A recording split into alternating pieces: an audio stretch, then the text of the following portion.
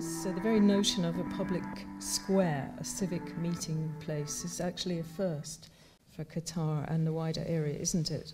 But how do you actually get to the point where you decide what type of public square? I mean, it can't be a Roman square. So you came up with a very interesting concept of the Majlis, didn't you? If you could tell us just a bit about what that is. Yes, we were invited in a competition in 2007 to respond to the master plan that ACOM Arab, with a touch of Alain Morrison on the architectural flavors, to respond to a beautiful master plan that was the opposite of all we know in the Middle East.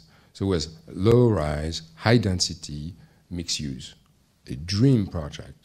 So the master plan offered, and we were asked to respond to that part of the master plan. It's about 100 buildings. Our response was, well, first, it's a square, okay? Well, if it is a square and has to be experienced as a square, what are the typologies in the Middle East? They're none. There's just a mosque, and there's nothing. And why there's no public square? Is that because for religion or for climate? I think both. So we said making a Roman square, like the master plan indicated, and we responded first, was to do something that was very precious to the Qatari. So we came up with the idea that actually instead of doing a square, we're going to do a room, an urban room, and start to work with the purpose of doing a room, which is to shade and to provide sun and to compensate with the open square that the master planners produced, which could not be used 6 months of the year. So we started to treat the void by the faces and the different relationship of the sun, the shade, and then start to qualify, and then that's when the consortium came in, to qualify the faces as an interior of a room.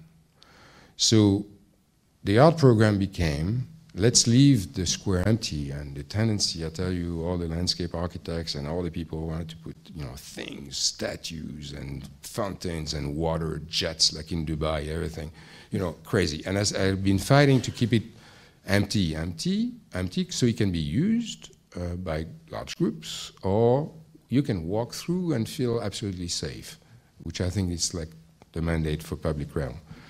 And I start to ask, artists with the consortium to bring flavors of an interior into this outdoor space. So divans, chandeliers, some little water fountains, but not jets, sounds, and there's a sound program. And that's a Majlis. The Majlis is a room that is a very, very, very important to the Qatar culture, which is a formal room where you welcome inside the house, but you are not in the family zone. You're in the, it's kind of a formal living room in our typology in London. And so I developed this concept. It's been tough and long, but here is Mike Lean is doing the floral pattern. It's and then it's very difficult to do. It's very difficult to do with doing less than occupying the place and the space. But Her Highness recognized that this is a way forward. So I'm very happy, and this is as it's going to be built. So there's the shading elements we're working now, and the landscape guys are not involved, and that's good. We're working with Trent Soder.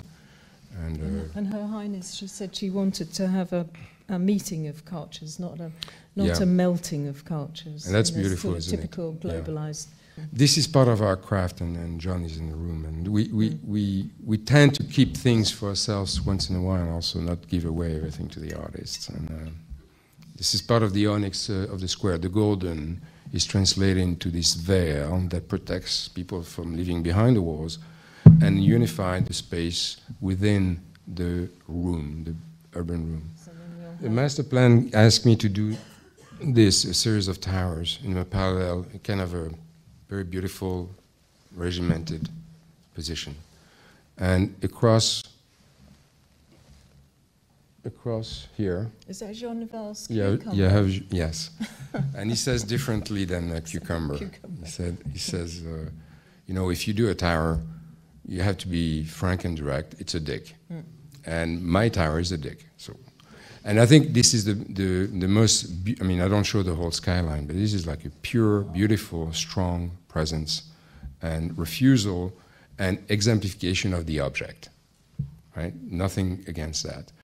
But our response was also to say, okay, planting objects like we've done from the international style, which I learned a lot from, is not enough in a context that actually has a lot of knowledge other than technology to sustain a natural situation and condition.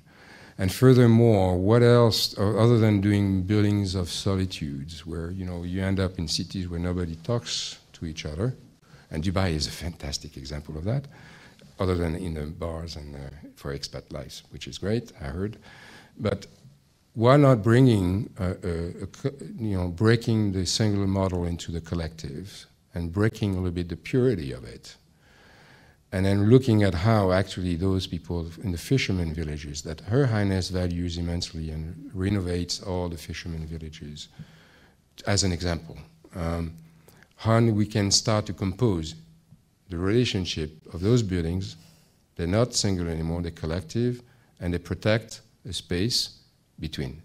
And we propose from the model of very rational, systematic positioning of 2 or 3 towers, a group that in the middle, in between, create this grand space that will become now, apparently, the hub of the downtown Doha with 2022, and another one, there's going to be 2020 maybe with the Olympics, but it'll be the international hub for transportation and international trains and subway and car and crazy stuff, but it's going to be done.